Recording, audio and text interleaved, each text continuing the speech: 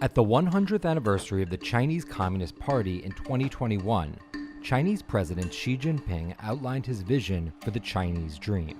We will achieve the goal of building a great modern socialist country in all respects and fulfill the Chinese dream of national rejuvenation. The fact that China and Xi Jinping talk about a China dream really reminds us that great powers need to have grand narratives in the same way that the United States had a narrative about the American dream.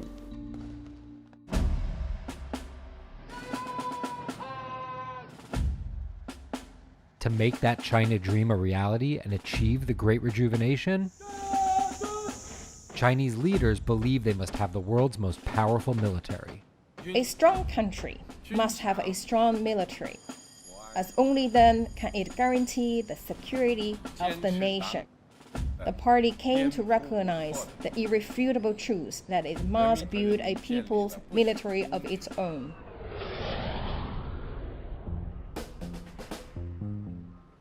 China's military power has been growing at an incredible speed over the last 20 years. In terms of sphere of influence, we absolutely know that China wants to be dominant in Asia. So there is a target to get to that point, to be a military that is a peer to the greatest militaries in the world by 2035. The competition for influence is a global one, and through a multi-decade trajectory fueled by planning, money, and pragmatism, China is building a military that allows it to shape the 21st century just as the US shaped the 20th.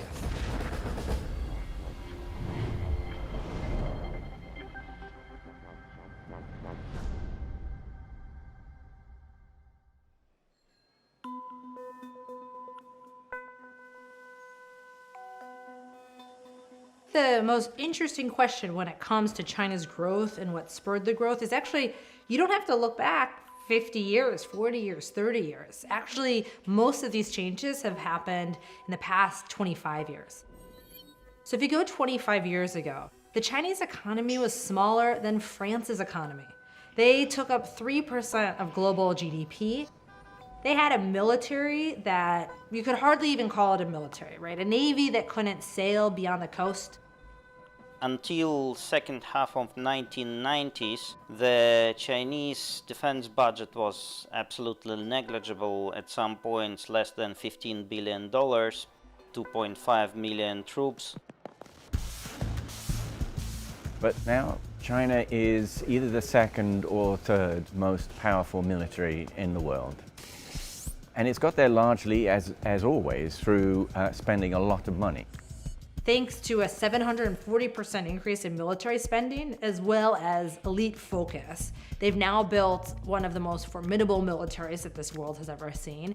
China's defense expenditures have multiplied by 12 times since 2000. And while America's military budget is nearly 4 times that of China's, it does not mean that the US's military is 4 times as powerful. And that's because of different objectives. The United States is trying to project power all around the world. That is extremely costly. The U.S. spends huge amounts of money on the global war for terror in the Middle East in the past 2 decades. And of course, China lowers the defense construction cost and it has cheaper manpower. That budget of the United States, it's used for the United States to act as the global guardian of the liberal international order. Instead, the smaller budget of China is mostly concentrated in one region. We have hundreds of bases overseas. China has 1. So they're really promoting their military power regionally, and so that's one way that they can outcompete the United States. I have been very, very straightforward and blunt with President Putin. We will impose the most severe sanctions that have ever been imposed, economic sanctions. When the U.S. is distracted elsewhere, whether it's over the Ukraine issue now or the war on terror for 2 decades beforehand, the United States cannot compete with China. Countries like the US, the UK, Australia, European countries overlook the understanding of China's strategic culture And we didn't want to accept the fact that while we were trading with China, China was growing militarily. To understand the magnitude of China's determination in achieving its national goals, look no further than the Belt and Road Initiative, China's trillion-dollar global infrastructure plan and the centerpiece of President Xi Jinping's foreign policy. The Belt and Road Initiative is one of the big Chinese economic plans to build power and influence in the world. The United States could have done 10 of those, right? But instead we fought the war in Afghanistan. And while the US and the EU are busy policing the world, China has focused on building infrastructure. And when it comes to the military, it has had the same laser focus.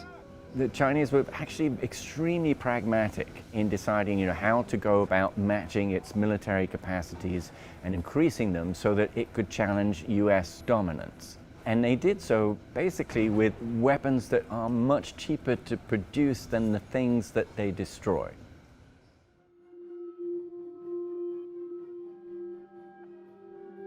Of course, there are certain narrow areas where Chinese are more advanced. These areas include the hypersonic missiles. What we saw was a very significant event of a test of a hypersonic weapon system, and it is very concerning. I think I saw in some of the newspapers they used the term Sputnik moment. What the US is really saying is that these hypersonic missiles could change the game. China is investing in hypersonic missiles principally to show the rest of the world that is capable of developing cutting-edge military technology. Because of the name, people focus the hypersonic part on how fast they go, but actually the biggest issue when it comes to defenses is that they can fly very low.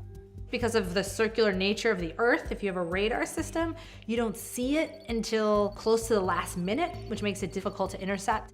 The broader strategic issue that China is more advanced in this area than the United States is brings up a lot of anxiety about how the United States technologically is falling behind. They shown this on parade in 2019, and the Americans are only expected to have a first battery of similar missile for testing in 2023. So that's an incredible lead.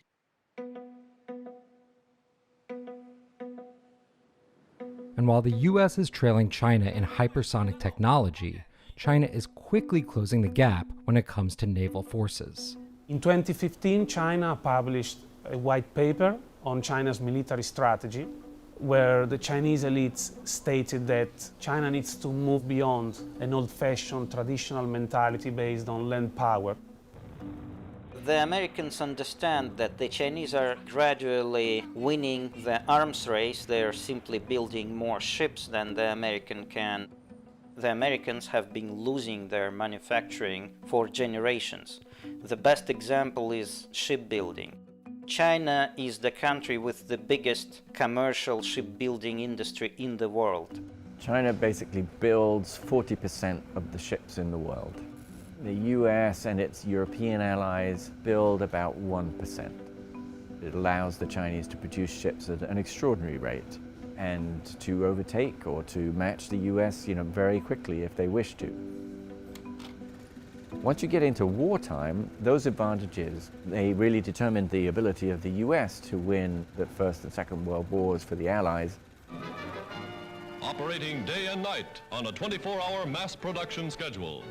America giving wings to the greatest armada of fighting ships the world has ever known. Many analysts nowadays believe that China is already capable of winning a short-term conflict within the first island chain,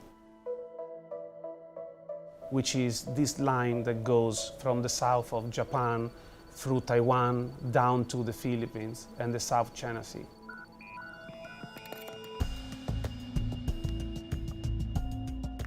In addition to a state-of-the-art navy, as well as their hypersonic missiles, China may also have an edge when it comes to how wars are fought in the 21st century.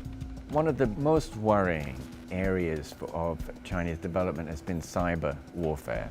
As much as we know, the Chinese have the biggest cyber forces in the world.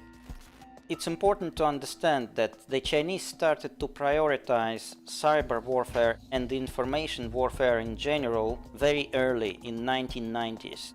They understood that the key of American advantage was the information advantage, and to win they needed to destroy this American advantage.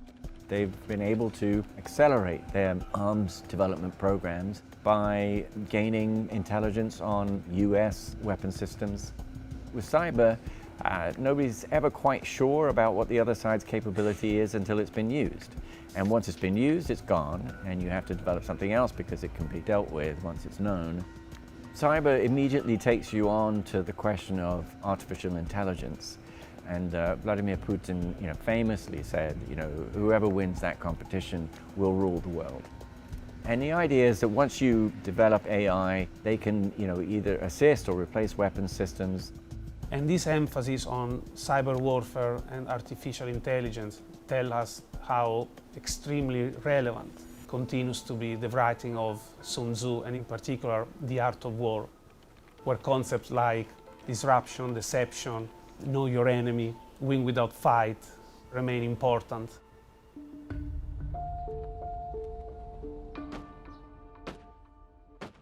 Ultimately, China's power is wrapped up in how much influence their military and their economy have. But one question still remains. What does China, as well as Xi Jinping, really want? US-China relations is based on our understanding of the Taiwan issue. The United States keeps the 7th Fleet and other military forces in the area to preserve the status quo. Xi Jinping has kind of decided that he doesn't like this perpetual de facto independence of Taiwan, and he wants to start bringing Taiwan back into the fold. The way that the Communist Party originally wanted to do that was through peaceful reunification, so close economic and cultural ties would convince the people of Taiwan to voluntarily be a part of the PRC. That is not happening. To the last polls, only 6% of the people of Taiwan said that they wanted to be a part of the PRC. And so now in mainland China, there's serious discussion about, well, if we can't do this peacefully, domestic Chinese law tells us it's time to do it by force. The cross-strait relation is a kind of stable condition under the unstable situation. Unification is the final puzzle piece for China. China is trying to intimidate Taiwan and the United States as well as the other countries in this region. There is a widespread belief that over the next 20 to 30 years, China will be so powerful militarily that they will be able to grab Taiwan very easily. This is still a question mark because regardless of the power of China, regardless of the fact that there is a huge military gap between China and Taiwan, it is extremely difficult for China to put boots on the ground in Taiwan. And this is because of the complex urban geography of Taiwan. It's because of the few entry points on the coast of Taiwan. Taiwan will be able to mobilize a great amount of military reserves. It will be able to mobilize its population against an invasion. And so, regardless of the power of China, Taiwan might be China's Vietnam.